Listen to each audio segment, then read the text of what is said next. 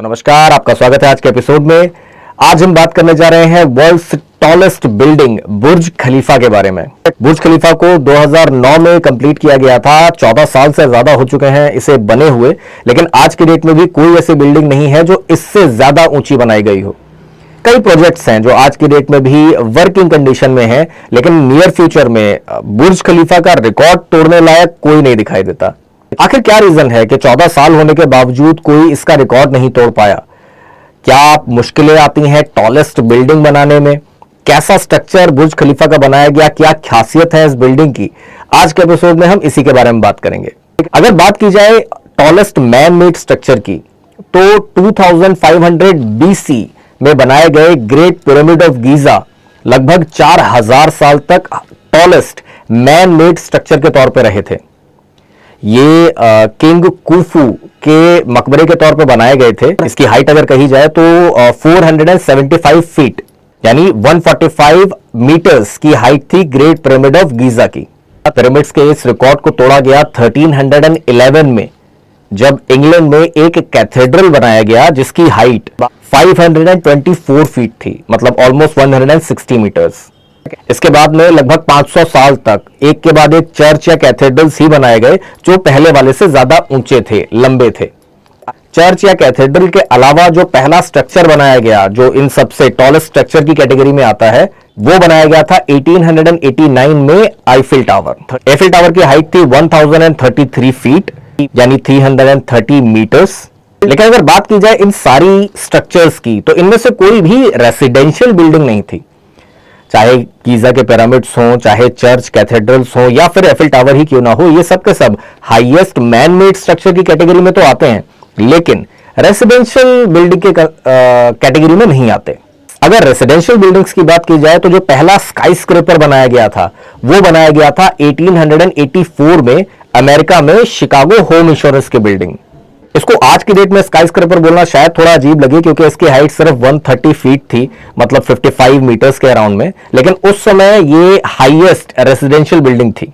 और वैसे तो ये शिकागो की पहली स्काई स्क्रैपर कही जाती है, लेकिन इसके बाद में न्यूयॉर्क और शिकागो में एक होड़ जैसी लग गई थी स्काई स्क्रैपर्स बनाने की, ऊंची ऊंची बिल्डिंगें बनाने की, चाहे वो ऑफिस बिल्डिंग्स हो शिकागो होम इंश्योरेंस की बिल्डिंग के तरीके से, या फिर रेसिडेंशियल बिल्डिंग्स हो। स्काई स्क्रैपर्स, ऊंची ऊंची बिल्डिंगें बनाने का काम अमेरिका में ही हो रहा था, मेजरली न्यूयॉर्क और शिकागो में।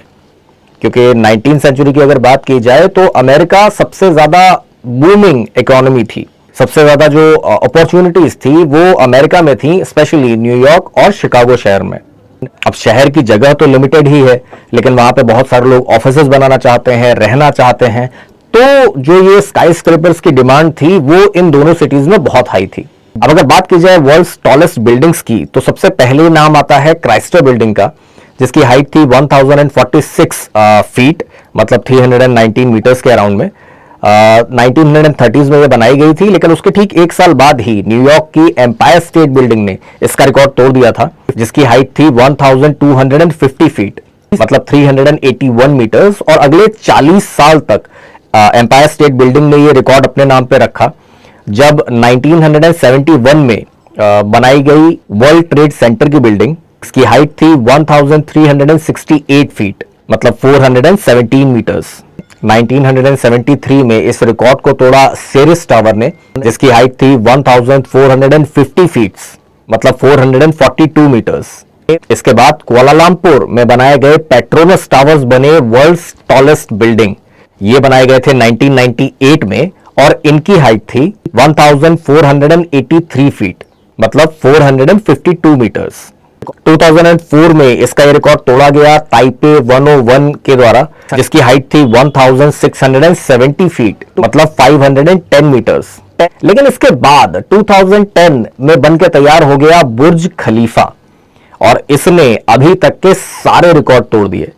ये जितनी भी बिल्डिंग्स के मैंने आपको नाम बताए, ये सब के सब अपने से पहले वाले स्काई स्क्रैपर से 9%, 10% ज्यादा ऊंचे थे। लेकिन बात की जाए बुर्ज खलीफा की, तो इससे पहले जो टॉलेस्ट बिल्डिंग थी ताइपे 101, उसकी हाइट थी 1670 फीट, जिसको 60% से ज्यादा हाइट के साथ में क्रॉस किया बुर्ज खलीफा ने, जिसकी टोटल हाइट है 2717 फीट। मतलब 828 मीटर्स, 60% से ज्यादा ऊंची है ये अपने से प्रीवियस टॉलेस्ट बिल्डिंग से। और यही रीजन रहा कि इससे पहले जितनी भी बिल्डिंग्स थी कुछ कुछ सालों के डिफरेंस में उनका रिकॉर्ड तोड़ा गया था, लेकिन बुर्ज खलीफा का रिकॉर्ड 14 इयर्स के बाद तक नहीं तोड़ा जा सका।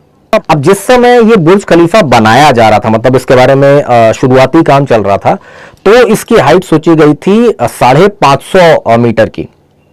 मतलब इससे पहले का जो टाइपो 101 था उससे कुछ मीटर ज्यादा, ताकि टॉलेस्ट बिल्डिंग का रिकॉर्ड तोड़ दिया जाए और ये टॉलेस्ट बिल्डिंग बन जाए, दैट्स इट। लेकिन जब धीरे धीरे इसके स्ट्रक्चर पे काम होने लगा, प्लान्स बनने लगे, तो जो इंजीनियर्स थे जो प्रोजेक्ट में काम कर रहे थे, उन्होंने ये डिसाइड किया कि थोड़े बहुत मार्जिन से इसको नहीं तोड़ा जाएगा, ये एक बिग मार्जिन लेके आएंगे हाइट में। और इसी वजह से 500 से सीधे 800 मीटर्स की छलांग लगाई गई। और ऐसा इस वजह से था क्योंकि जो ये बुर्ज खलीफा है, इसको दुबई का एक सेंटर हब बनाने की कोशिश की गई थी।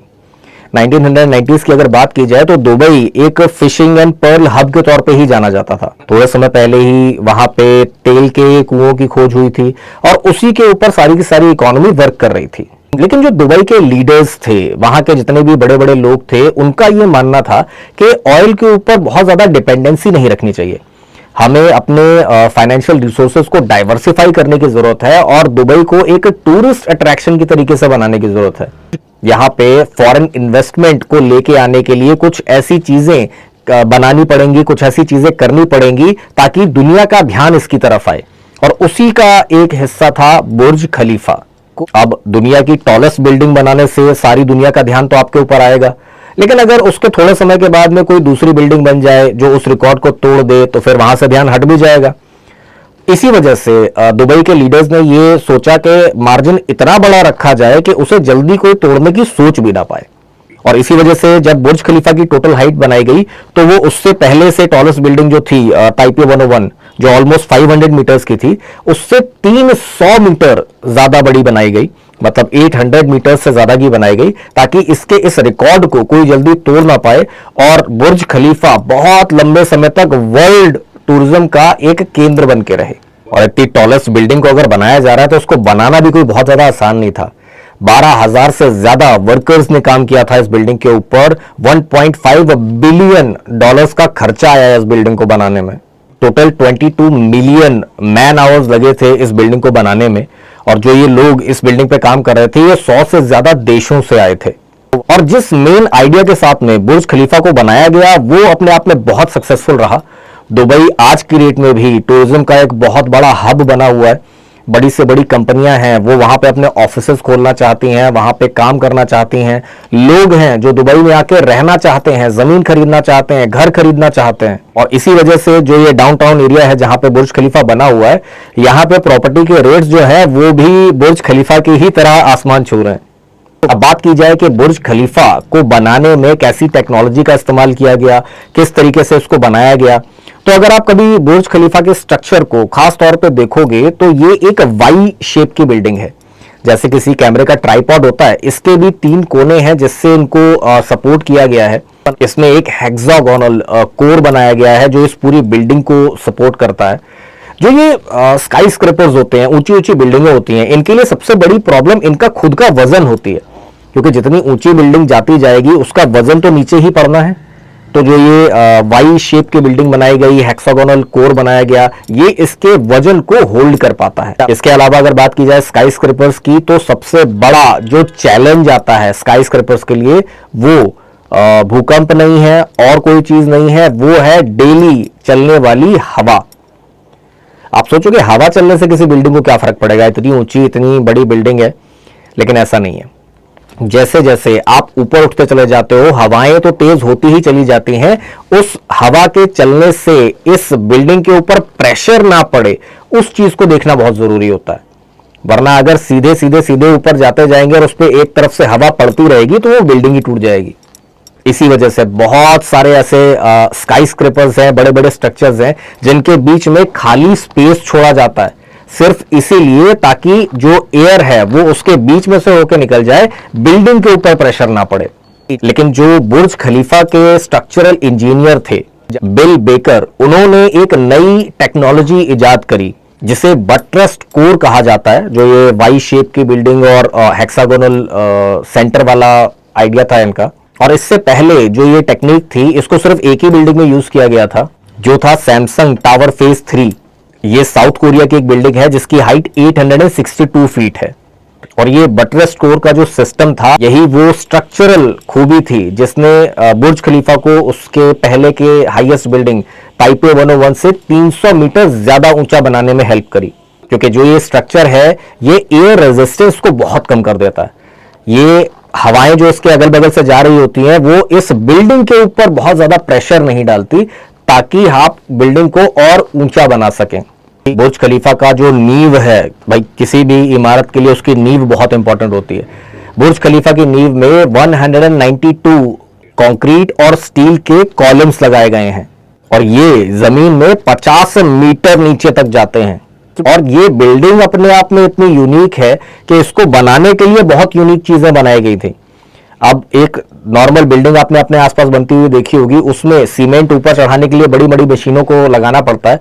तो अब वर्ल्ड्स टॉलेस्ट बिल्डिंग 800 मीटर से ज्यादा की बिल्डिंग है, तो वहां पे ये नॉर्मल मशीनें तो क्या ही सीमेंट पहुंचाएंगी। इसी वजह से बुर्ज खलीफा को बनाने के लिए उससे पहले बनाए गए थे दुनिया के सबसे बड़े कंक्रीट ट्रांसफर पंप्स, ताकि कंक्रीट को ऊपर लेके जाया जा सके। लेकिन आप जब भी बुर्ज खलीफा को देखोगे तो आपको कंक्रीट से ज्यादा तो ग्लास दिखाई देगा। इस पूरी की पूरी बिल्डिंग में 1 लाख स्क्वायर मीटर से ज्यादा का ग्लास लगा हुआ है। लेकिन इसके अलावा जो सबसे खास बात है बुर्ज खलीफा की, जैसे हर एक मेन ओकेजन पे आपने देखा ही होगा, चाहे वो शाहरुख खान की मूवी का प्रीमियर लॉन्च हो, न्यू ईयर्स का टाइम हो और कोई बड़ा फंक्शन हो, पूरी की पूरी जो बुर्ज खलीफा है, इसको आपने एक एलईडी की तरह काम करते हुए देखा होगा। पूरे बुर्ज खलीफा की अगर बात की जाए तो इसमें 1.2 मिलियन एलईडी लाइट्स लगाई गई हैं, जो दुनिया का सबसे बड़ा एलईडी स्क्रीन बनाती हैं। जैसे आपके टीवी का स्क्रीन होता है, मोबाइल का स्क्रीन होता है एलईडी स्क्रीन, वैसा ही पूरा का पूरा बुर्ज खलीफा एक एलईडी स्क्रीन की तरह काम करता है। और ऐसा नहीं है कि जो ये एलईडी लाइट है, ये जो आप शीशे देख रहे हो बुर्ज खलीफा के, उनके ऊपर लगी हुई है, नहीं, ये जो एलईडी लाइट्स हैं ये सिर्फ उसके फ्रेम के ऊपर लगी हुई हैं। अब आप सोचोगे एक फ्रेम और दूसरे फ्रेम के बीच में तो बहुत सारी जगह है, वहां शीशे लगे हुए हैं, तो फिर ये ऐसा कैसे दिखाई देता है। अब बेसिकली ये बहुत बड़ी बड़ी एलईडी लाइट्स हैं, जिन्हें अगर आप बहुत दूर से देखो तो उनकी रोशनी आपको एक कंप्लीट एलईडी के तरीके से दिखाई देती है। अगर आप बिल्डिंग के अंदर हो, बुर्ज खलीफा के अंदर हो, तो आपको बाहर ऐसा कुछ नहीं दिखाई देगा कि आपके कांच के ऊपर कुछ मूवी चल रही हो या ऐसा कुछ हो। ये बाहर से दूर से देखने पे दिखाई देता है कि पूरा का पूरा बुर्ज खलीफा एक एलईडी टीवी स्क्रीन बना हुआ है। अब आप में से कई लोग ये सोच रहे होंगे कि चाहे जितनी भी ऊंची बिल्डिंग हो, बुर्ज खलीफा भी एक बिल्डिंग ही है ना। अब बिल्डिंग में मिस हैपनिंग हो सकती है, कोई प्रॉब्लम हो सकती है। नॉर्मल किसी बिल्डिंग में आग लग जाए, कुछ हो जाए, तो कहा जाता है कि भाई लिफ्ट का इस्तेमाल ना करो, सीढ़ियों से नीचे उतरो। अब बुर्ज खलीफा चाहे कितना ही बड़ा क्यों ना हो, आग लगने की कंडीशन में तो उसमें भी लिफ्ट इस्तेमाल नहीं की जा सकती। लिफ्ट तो नहीं चला सकते ना, अब आग लगी हुई है, तारे टूट जाएंगी, कैसे चल पाएगी लिफ्ट। लेकिन आप बुर्ज खलीफा में 150 फ्लोर पे हो, तो 150 फ्लोर नीचे उतर के तो सीढ़ियों से भी कोई नहीं आ सकता। इसका इंतजाम जो बुर्ज खलीफा में सोचा गया है वो ये है कि हर 25 फ्लोर के बाद में स्पेशली कंस्ट्रक्टेड रिफ्यूज एरियाज हैं, जहां पे एयर कंडीशनिंग और बाकी सारी व्यवस्थाएं हैं, ताकि गॉड फॉरबिड अगर कोई मिसहैपनिंग होती है तो आप सिर्फ 25 फ्लोर के अराउंड ऊपर नीचे करके एक सेफ जगह पे पहुंच सकते हो। बाकी जो सिक्योरिटी सिस्टम्स हैं वो तो अपनी जगह काम करेंगे ही, पूरा का पूरा नीचे तक आने की जरूरत नहीं है आपको। और आग वाली चीज को इन्होंने भी बहुत अच्छे से कंसीडरेशन में लिया था, इसीलिए जो स्टेयरकेस वगैरह का एरिया है उसे फायर प्रूफ कंक्रीट से बनाया गया है, ताकि अगर कोई प्रॉब्लम हो तो एटलीस्ट 25 फ्लोर ही सही, लेकिन लोग स्टेयरकेस को यूज कर सकें। लेकिन क्या बुर्ज खलीफा बनाने के बाद लोगों ने हार मान ली? उसके बाद में लोगों ने यह सोचा कि अब तो इससे ऊंचा कुछ बनाना ही नहीं है? तो ऐसा नहीं है। बुर्ज खलीफा बनने के बाद में भी ऑलमोस्ट 18 स्काई स्क्रैपर्स बनाए गए हैं, जो 500-600 मीटर्स तक गए हैं, लेकिन 800 मीटर्स से ज्यादा के बुर्ज खलीफा के रिकॉर्ड को नहीं तोड़ पाए। अगर इसका रिकॉर्ड तोड़ने की बात की जाए तो प्लानिंग तो बहुत सारी है, बहुत सारे लोगों की, लेकिन जो 2 अंडर कंस्ट्रक्शन प्रोजेक्ट हैं उनमें से सबसे पहला नाम आता है जेद्दा टावर का। ये सऊदी अरेबिया में बनाई जा रही है, अंडर कंस्ट्रक्शन है, और ये अगर अपने प्लान के हिसाब से बनाई गई तो ये दुनिया की पहली ऐसी बिल्डिंग होगी जो 1000 मीटर ऊंची होगी। 1000 मीटर मतलब 1 किलोमीटर लंबी बिल्डिंग, ऊंची, 1 किलोमीटर ऊंची बिल्डिंग, जो बुर्ज खलीफा से भी ऑलमोस्ट 200 मीटर ज्यादा ऊंची होगी। और जो बुर्ज खलीफा के आर्किटेक्ट थे एड्रियन स्मिथ, वही इस जेदा टावर के भी आर्किटेक्ट हैं। तो बहुत सारी सिमिलैरिटीज इन दोनों बिल्डिंग्स में देखने को मिलती हैं। जैसे बुर्ज खलीफा में वाई शेप आकार दिया गया था, वैसे जेदा टावर भी वाई शेप आकार में ही बनाया गया है। जैसे बुर्ज खलीफा को इसलिए बनाया गया था ताकि दुबई एक सेंटर बन सके, हब बन सके। जेदा टावर को भी इसीलिए बनाया जा रहा है कि सऊदी अरेबिया में वो एक हब के तरीके से काम कर सके। और जैसे बुर्ज खलीफा के आसपास पूरा का पूरा दुबई बसाया गया और एक बहुत बड़ा हब बन गया, ऐसे ही जेदा टावर के आसपास जेदा इकोनॉमिक सिटी बनाने का प्लान है, जो एक हब की तरीके से काम करे सऊदी अरेबिया के लिए। जेदा टावर को बनाने का काम शुरू किया गया था साल 2013 में और लगभग 1/4 बिल्डिंग बन भी चुकी है, लेकिन 2018 में इस प्रोजेक्ट को रोक दिया गया। उसके पीछे का रीजन थोड़ा अजीब सा ही है, लेकिन बेसिकली 2017 से 19 के बीच में सऊदी अरेबिया में एक करप्शन के खिलाफ मुहिम जैसी चलाई गई थी। एक अभियान टाइप का हुआ था, जिसमें जो इस जेदा टावर के मेन इन्वेस्टर्स हैं उनको दोषी पाया गया था, अरेस्ट कर लिया गया था, जिसकी वजह से जो ये बिल्डिंग का काम है ये रुका पड़ा है। और उसके बाद फिर तो पैंडेमिक आ गया था, तो फिर काम को और थोड़ा समय डिले करना पड़ा। तो हालांकि अभी इसका कंस्ट्रक्शन रोका हुआ है, लेकिन अगर इसका कंस्ट्रक्शन आगे बढ़ाया गया तो ये बुर्ज खलीफा को बहुत आसानी से मात दे देगा, वो भी बहुत बड़े मार्जिन से। जेदा टावर के अलावा एक और प्रोजेक्ट है जो इस बुर्ज खलीफा के रिकॉर्ड को तोड़ सकता है, और ये दुबई में ही है, दुबई क्रीक टावर। इसे डिजाइन किया है एक स्पेनिश आर्किटेक्ट ने। इसे 2016 से 18 के बीच में बनाने का देखा गया था। फाउंडेशन इसकी डाली भी जा चुकी है, लेकिन ये कोई रेसिडेंशियल बिल्डिंग नहीं है, ये बस एक टावर की तरीके से है। मतलब जैसे एफिल टावर था, ये भी एक टावर ही है। तो मैन मेड स्ट्रक्चर की अगर बात की जाए तो उसमें तो ये बुर्ज खलीफा के ऊपर जा सकता है, लेकिन रेसिडेंशियल बिल्डिंग के तौर पे नहीं। अगर इसकी हाइट की बात की जाए तो इसे कहा जाता है कि ये 840 मीटर्स से 1300 मीटर्स तक का ऊंचाई रख सकता है।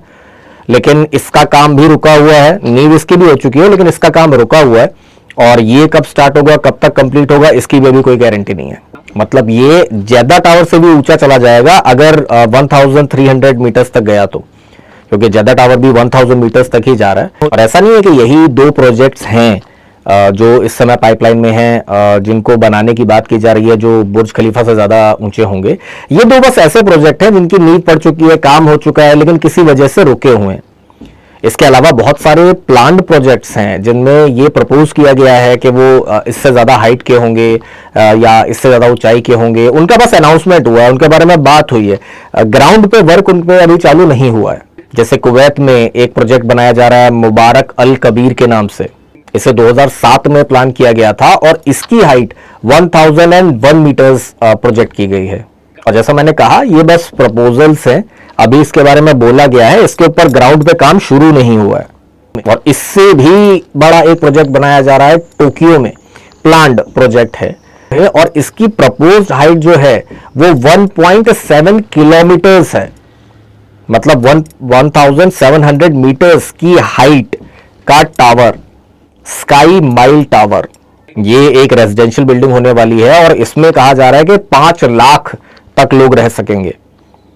और चाहे इसका डिजाइन बुर्ज खलीफा से कितना ही मिलता जुलता क्यों ना हो, बुर्ज खलीफा 800 मीटर्स के अराउंड में है, ये उससे डबल हाइट की बात हो रही है। यहां पे सिर्फ स्ट्रक्चर बना के हवा को कंट्रोल नहीं किया जा सकता, इसीलिए इस जो बिल्डिंग का डिजाइन है उसमें बहुत बड़े बड़े गैप्स प्रपोज किए गए हैं, ताकि जो एयर रेजिस्टेंस है उसको कम किया जा सके।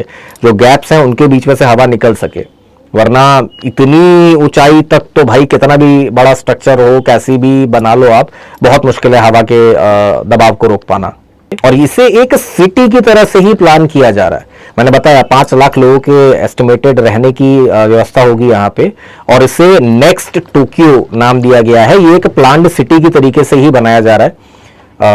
नेक्स्ट टोक्यो, एक टोक्यो के बगल में बनाया गया एक नया शहर, वैसे तो जापान की टेक्नोलॉजी के ऊपर बहुत सारा भरोसा होता है लोगों को, लेकिन ये अभी तक एक प्लान्ड प्रोजेक्ट है, अभी तक इसके ऊपर काम शुरू नहीं हुआ है। और क्योंकि अभी ये प्रोसेस में ही है तो इसको बनने में तो भी 15-20 साल से ज्यादा ही लगेंगे। जेडा टावर को भी बनने में अभी क्योंकि काम ही रुका हुआ है तो पता नहीं कितना समय लगे। तो ये कहना सेफ होगा कि अगले 10-15 साल 20 साल तक बुर्ज खलीफा का रिकॉर्ड तो शायद कोई ना तोड़ पाए, क्योंकि अगर बनना स्टार्ट भी होगा तो उसको स्ट्रक्चर को बनने में 8-10 साल तो लगेंगे। अब कब जेडा प्रोजेक्ट का काम स्टार्ट होगा या फिर नेक्स्ट टोक्यो का काम स्टार्ट होगा, कंप्लीट होने में कितना टाइम लगेगा, तो 10-15 साल तक तो बुर्ज खलीफा का रिकॉर्ड कोई नहीं तोड़ रहा। और ऐसा नहीं है कि टोक्यो में एकमात्र ये नेक्स्ट टोक्यो का ही प्लान है, एक और प्लान बनाया जा रहा है जापान सरकार के द्वारा, जिसका प्रोजेक्ट का नाम है एक्ससीड 4000। तो आपको शायद सुन के भी धक्का लगे कि इस बिल्डिंग की ऊंचाई 4 किलोमीटर प्रपोज की गई है। चौड़ाई लंबाई की बात नहीं कर रहा, ऊंचाई 4 किलोमीटर। मतलब जो स्ट्रक्चर है इसका, उसे एक पहाड़ की तरीके से बनाया जाएगा। माउंट फूजी की हाइट से ज्यादा हाइट का ये टोटल प्रोजेक्ट बनाया जा रहा है एक्ससीड 4000। और 4000 मीटर्स को डिनोट करता है 4 किलोमीटर ऊंची इमारत। इमारत तो क्या ही कहोगे आप, इसे पहाड़ की तरीके से हो गया ये एक। और इसमें एस्टिमेट किया जाता है कि टोटल 10 लाख लोग रह सकेंगे। अब यहां पे एक बात जरूर है कि ये कोई आजकल में बनाया गया प्लान नहीं है। इस प्लान को 1995 में प्रपोज किया गया था, काम चल रहा है, सोच रहे हैं लोग, देख रहे हैं, लेकिन अभी तक इसका काम ऑब्वियसली शुरू नहीं हुआ है। मतलब प्रपोज किए हुए 30 साल के अराउंड हो चुके हैं, तो अब बनेगा या नहीं बनेगा नहीं कहा जा सकता, बट हाँ प्रोजेक्ट है, प्रपोज किया गया है। अगर बनेगा तो फिर तो शायद इससे ऊंचा क्या ही बनेगा। अब प्लान है, प्रोजेक्ट है, प्लान बनाए जाते हैं तभी बिल्डिंगें बनती हैं। बात की जाए जेडा टावर की तो चलो फिर भी 1 किलोमीटर तक की हाइट रखता है। अगर थ्योरेटिकली बात की जाए कि कितनी ऊंची बिल्डिंग इंसान बना सकता है, उसकी कोई लिमिट नहीं है। ठीक है, आप जितना चाहो उतना ऊंचा बना लो, माउंट एवरेस्ट तक लेके चले जाओ बिल्डिंग को, उसमें कोई दिक्कत नहीं है। जो प्रॉब्लम आती है वो प्लानिंग में नहीं है, वो एग्जीक्यूशन में है। आप अगर बात करो किसी भी ऐसी बिल्डिंग की जो 1 किलोमीटर से ज्यादा ऊंचाई पे जा रही है, वहां पे इंसान का सांस लेना ही मुश्किल हो जाएगा, क्योंकि जितनी हाइट पे आप जाते जाते हो हवा पतली होती चली जाती है। आप में से कोई अगर सिर्फ लद्दाख तक भी गया होगा तो उसने ये चीज एक्सपीरियंस की होगी। मैं थोड़े दिनों पहले जब गया था तो मैंने खुद ये चीज एक्सपीरियंस करी थी कि जब आप एक लो अल्टीट्यूड वाली जगह से हाई एल्टीट्यूड की जगह पे जाते हो तो सांस लेने में इंसान को कभी कभी प्रॉब्लम होती है। ये तो स्पेशली लद्दाख आने वालों को एडवाइजरी दी जाती है कि आप जब वहां आते हैं तो 1 दिन 2 दिन स्टे करें, किसी हाइक पे या किसी फिजिकल एक्सर्शन वाली चीज में इन्वॉल्व ना हो। तो अगर कोई इंसान गाड़ी से जा रहा है या फ्लाइट से जा रहा है, थोड़ा टाइम लेके जा रहा है, तब उसको एडजस्ट होने में टाइम लगता है। एक बिल्डिंग के ग्राउंड फ्लोर से अगर आप सीधे 1 किलोमीटर 1.5 किलोमीटर ऊपर चले जा रहे हो तो फिर बॉडी एडजस्ट कैसे करेगी? आपको स्पेशल कमरे बनाने पड़ेंगे जहां पे एयर प्रेशर देखना पड़ेगा, क्वालिटी देखनी पड़ेगी। वहां पे आप कोई खुला जगह नहीं बना सकते, मतलब बालकनी वालकनी की तो बात ही छोड़ दो, बाहर ही निकल पाएगा इंसान, सांसें नहीं ले पा रहा, कैसे जाएगा? तो ऐसे कुछ चैलेंजेस आते हैं जो बहुत ज्यादा ऊंची बिल्डिंग बनाने से इंसान को रोकते हैं। यहाँ पे एक और बात भी है कि जितनी ऊंची होती जाएगी बिल्डिंग, नीचे के फ्लोर पे उतना ही प्रेशर बढ़ता जाएगा। अब कंक्रीट है, स्टील है, जो भी आप लगा रहे हो उसमें, उसकी भी कोई लिमिट तो है ना। ऐसा तो नहीं है कि एक के ऊपर एक रखते जाओगे बस उसको होगा ही नहीं। लोहा भी तो भाई दबता है, कंक्रीट भी तो टूटता है, तो आपको कुछ तो लिमिट रखनी पड़ेगी। उसके लिए कुछ ऑल्टरनेट्स बताए जाते हैं आज की डेट में, जैसे कार्बन फाइबर एक बहुत अच्छा ऑल्टरनेट है। आप चाहो तो उसको यूज करके कुछ मटेरियल बना सकते हो जिसके थ्रू बिल्डिंग्स बनाई जाएं, जो शायद थोड़ी और हाइट तक लेके जाएं। लेकिन उसके बाद में भी और भी बहुत सारे चैलेंजेस आते हैं। आप चाहे कुछ भी कर लो, कैसा भी मटेरियल हो, कुछ कैसी भी कंडीशंस हो, एक बहुत बड़ा इकोनॉमिकल इफेक्ट आता है ऐसी स्काई हाई बिल्डिंग्स बनाने का। अब जो बुर्ज खलीफा था, इसमें जो प्रोजेक्ट बनाया गया ये तो सक्सेसफुल हो गया, दुबई के लिए ये बहुत अच्छा रहा। लेकिन अगर ऐसा ही प्रोजेक्ट कहीं बनाया गया और वो सक्सेसफुल नहीं हुआ तो ये कितना बड़ा लॉस हो सकता है। मैंने बताया कि 1.5 बिलियन डॉलर्स लगे थे इसको बनाने में, बुर्ज खलीफा को बनाने में, जो 2010 में तैयार हो गई थी। अब तो और 14-15 साल हो गए और इन्फ्लेशन और बाकी सारी चीजें वर्क कर रही हैं। तो बिलियंस ऑफ डॉलर्स खर्चा करके अगर कोई बिल्डिंग बनाई जा रही है और वो फ्लॉप हो गई तो ये भी एक चीज होती है और इसी वजह से जो गवर्नमेंट्स हैं वो भी इस चीज को बनाने से रोकती हैं। चाइनीज गवर्नमेंट है, उसने थोड़े समय पहले ही एक लॉ बनाया था कि 500 मीटर से ऊपर की बिल्डिंग बनाई ही नहीं जा सकती, क्योंकि चाइनीज गवर्नमेंट का यह मानना था कि 500 मीटर से ज्यादा की अगर आप कोई बिल्डिंग बना रहे हो तो फिर वो रहने के लिए उतनी यूजफुल नहीं है, वो आप सिर्फ लोगों को दिखाने के लिए कर रहे हो। तो इस वजह से कानूनी तौर पे रोक लगा दी गई है कि 500 मीटर से ऊंची बिल्डिंग चाइना में बना ही नहीं सकते। तो ये भी एक फैक्टर होता है जो इन प्रोजेक्ट्स के ऊपर असर डालता है। अब आप देखोगे जो ज्यादा ऊंची ऊंची इमारतें हैं, न्यूयॉर्क और शिकागो की अगर आप बात करोगे तो वो उस समय की रिक्वायरमेंट थी। 19वीं सेंचुरी में, जैसा कि मैंने बताया, वहां पे इतना ज्यादा बूम आ रखा था, इकोनॉमिकल बूम था, लोग आ रहे थे, जरूरत थी ऑफिस की बिल्डिंग्स के लिए, लोगों के रेजिडेंशियल बिल्डिंग्स के लिए ऊंचे ऊंचे स्काई स्क्रैपर्स बनाने की, तो वो बने और सक्सेसफुल भी रहे। यही चीज अगर मैं कहूं तो 21वीं शताब्दी में आ गई थी चाइना और ताइवान की साइड में। वहां पे बहुत ज्यादा लोग रहने के लिए आ रहे थे, कुछ एरियाज में स्पेसिफिक में ऑफिसेज बहुत ज्यादा खोल रहे थे, जरूरत थी स्काई स्क्रैपर्स की, तो इस वजह से ये वहां पे बने। इसी वजह से यहां पे ये स्काई स्क्रैपर्स बनाए गए क्योंकि रिक्वायरमेंट थी। ऐसा नहीं कि बनाएंगे तो फायदा होगा या नहीं होगा। हाइट ऊंची करना उनका मकसद नहीं था, उनका मकसद था ऐसी ऊंची बिल्डिंगें बनाना जो यूज हो सकें, यूटिलाइज की जा सकें। स्काई स्क्रैपर्स वो भी है, बहुत ऊंची ऊंची इमारतें हैं, लेकिन रिकॉर्ड के लिए नहीं, जरूरत के लिए। अगर यूएई की बात की जाए, सऊदी अरेबिया की बात की जाए, तो यहां पे जो स्काई स्क्रैपर्स बनाए जा रहे हैं, जैसे इसकी बात की जाए बुर्ज खलीफा की या जेदा टावर की, तो इन कंट्रीज के पास में ऑयल के वजह से बहुत ज्यादा पैसा ऑलरेडी है जिसे ये लोग लगा सकते हैं और एक ऑल्टरनेट इनकम सोर्स जनरेट करने के लिए ऐसे बड़े बड़े प्रोजेक्ट्स बुर्ज खलीफा या जेदा टावर जैसी चीजें बना सकते हैं, इसलिए बनाई जा रही हैं। जबरदस्ती पैसा बचा के करके कहीं लगाया नहीं जा रहा है। तो अगर बात करें टॉलेस्ट बिल्डिंग की, तो अगले 10 साल, 15 साल, 20 साल बुर्ज खलीफा से ऊपर कोई नहीं जाने वाला। बाकी देखिए, प्रोजेक्ट्स बनते रहते हैं, प्लान्स आते रहते हैं, क्या पता कल की डेट में 1 किलोमीटर या उससे भी ऊंची कोई इमारत हमें देखने को मिल जाए। खैर, आज का एपिसोड हम यहीं तक रखेंगे। अब आपसे मिलेंगे अगले एपिसोड में, तब तक के लिए नमस्कार।